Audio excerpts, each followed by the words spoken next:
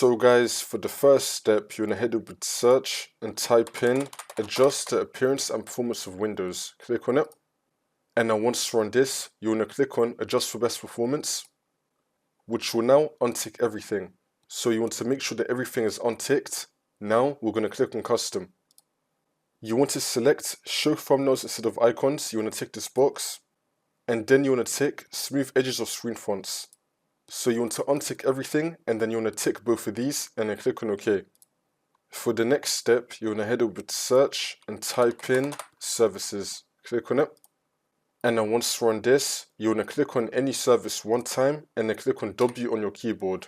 Now you want to find Windows Management Service. We're going to scroll down till we find Windows Management Service. Double click on it. You want to make the startup type on disabled and then click on stop, which will now make the service status stopped, and then click on OK. And now for the last step, you just want to restart your computer and then the problem should be fixed.